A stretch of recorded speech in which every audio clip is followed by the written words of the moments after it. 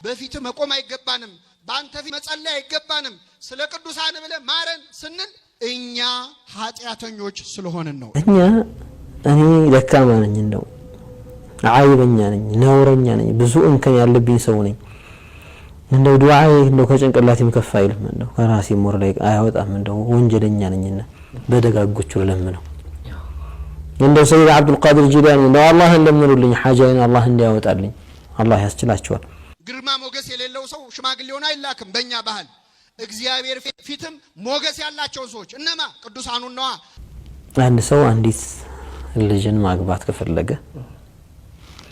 ቀጥታ ሄዶ አባትየውን ልጅ እንዳለኝ ማከሜ ነው የተለመደው ሽማግሌ ይባል ነገር አለ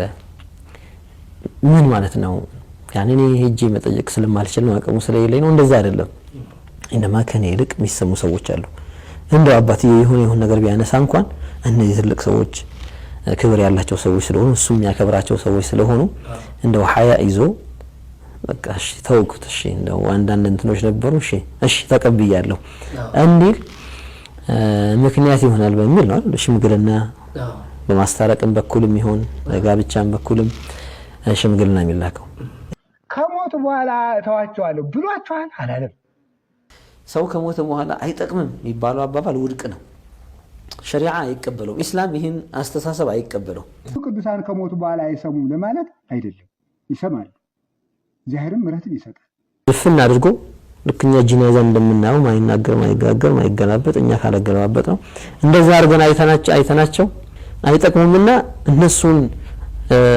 ባካቹ ድረሱልን የሚለውን ሙሽሪክ ነው ብለው መፈረጅ ጥፋት ነው ወይም ደግሞ እነሱ ኒዳ የሚያረግ ሚጣራ ሽርክ ነው ብሎ ሙሽሪክ ነው ብሎ መፈረጅ ጥፋት ነው አጥንታቸው እንኳን የሞተ ያስነሳል ደስ ይበላችሁ ቅዱሳን አጥንታቸው